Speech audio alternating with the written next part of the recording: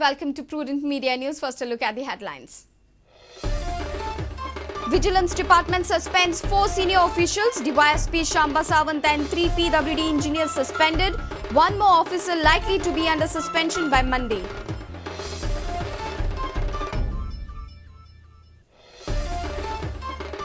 Supreme Court's verdict on RTE worries unaided private schools. 160 unaided schools to meet on 20th April to discuss the apex court verdict.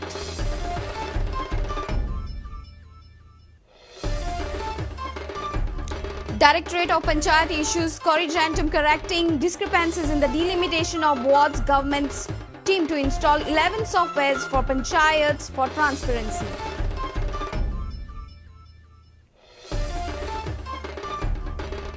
Notification on Panchayat poll likely to be out by Monday. Regional plan and MOI issues out from the purview of Code of Conduct.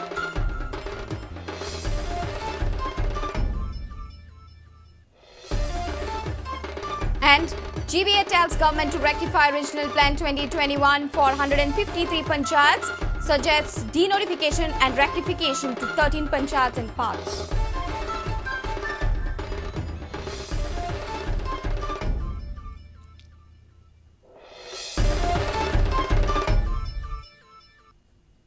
And now the news in detail. Vigilance Department has suspended 4 senior officials on Friday. DySP Shamba Sawant has been placed under suspension for sexual harassment of a lady police constable, while 3 engineers from the PWD have been suspended for construction of road without NOC of the owner at Prudent in Sattari. Another officer is likely to be suspended by Monday. 4 government officials have been placed under suspension by Vigilance Department on Friday.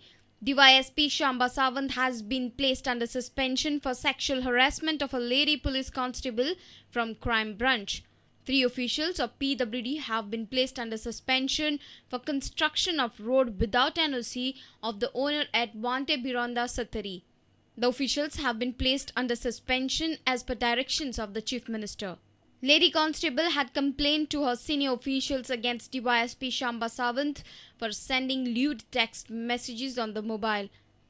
Goa Police's Sexual Harassment Committee, inquiring into the complaint by a lady police constable, had stated in its report that the conduct of the DySP towards the LPC was unwelcomed, unwanted and unprofessional.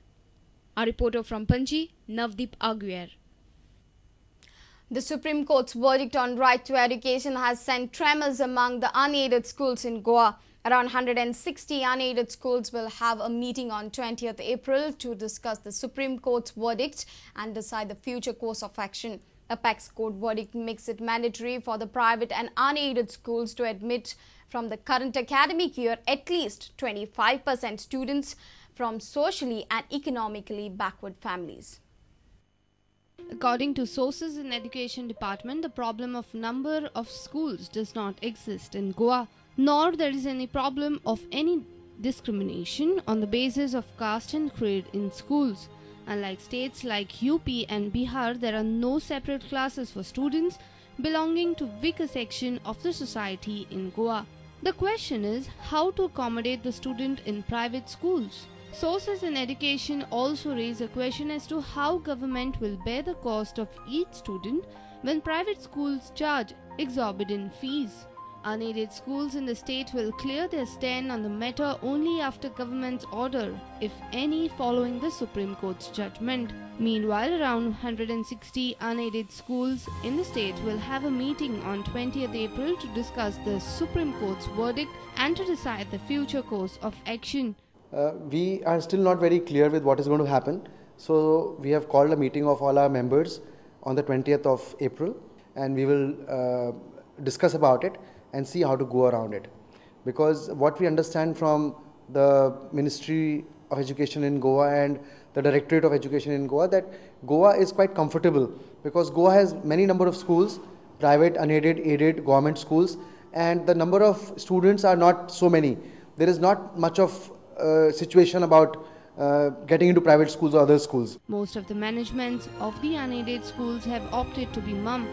They have opted to wait and watch policy. However, President of Vidya Vikas Mandal Ramesh Kare has termed it as disastrous. The 25% reservation to the poor students is going to be disastrous, particularly for unaided schools, because unaided schools are not depending on any funds as far as the government is concerned.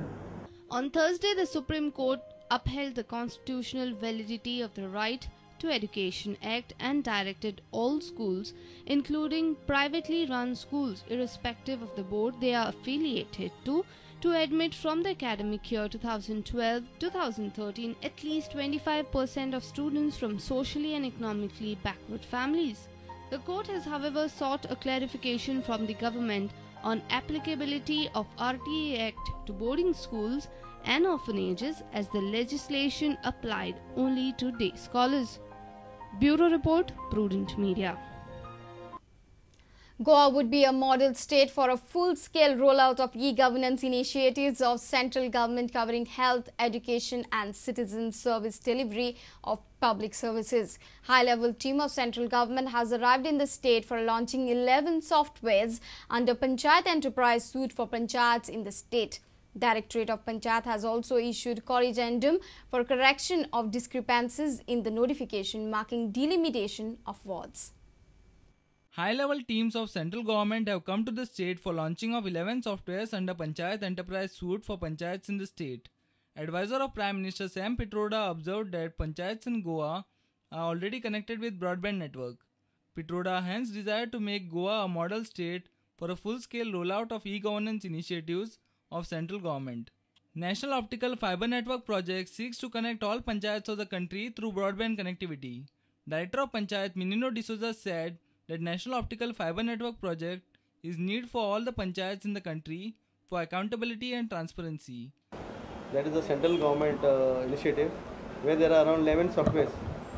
11 softwares in the sense there are different types of software which take different works. Like if there is a accounting software, it is called that price software. Then there is something known as local government directory, under which all the sarpanch's name, whatever is there related to the panchayats is listed over there. Then there is Plan Plus. Plans of the panchayats are computerized. So like that there are around 11 softwares. So this software's training and all is provided by central government, as well as manpower, support, whatever is required they are given by central government. And there are difficulties which you have told them, like for example, every panchayat has to feed their data on that, for which you require data entry operators, or we have told them we can outsource this work. They have agreed to it. So initially to get on the bandwagon we have to have this backlog data fed on this software. It is a need for all the panchayats in India. It is computerizing your work, and plus accountability, transparency is the accountability. And Goa being a small state, we can definitely do it. Meanwhile, Directorate of Panchayat has also issued corrigendum for correction of discrepancies in notification of delimitation of wards. That is corrigendum. When we have received complaints from people that certain discrepancies have been made, we have referred back to the BDOs, and wherever BDOs have said that this is a mistake, this has to be corrected, we have issued a corrigendum and corrected. And there are 70-80 complaints that we have listed. Our reporter from Panji, Navdeep Agiyar, with video journalist Prajot Pednekar. Notification on Panchayat poll will be out likely by Monday. State Election Commissioner M. Mudassir, while speaking to Prudent Media on the Code of Conduct, made it clear that the major issue like the MOI and regional plan will not come under the purview of Code of Conduct. However, government will not be able to announce or initiate schemes like Ladli Lakshmi and other populistic welfare schemes. Manohar Parrikar had sought clarification from the Election Commission on the issues, works and schemes that can come under the purview of Code of Conduct and outside its purview. Code of Conduct, I have requested the Election Commission to be very specific in Code of Conduct. We should be now very specific. Anything which impacts Panchayat election should come under the code. Which does not impact Panchayat elections should not come under code.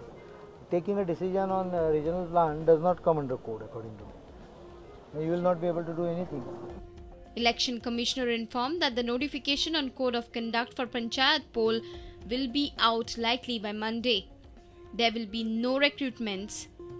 returning officers cannot be transferred, police officers cannot be transferred, misuse of official machinery will not be allowed.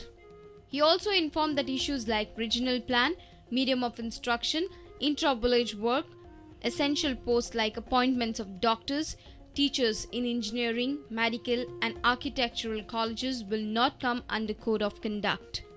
He also clarified that issues like inter-village work which can affect the panchayat poll will come under code of conduct.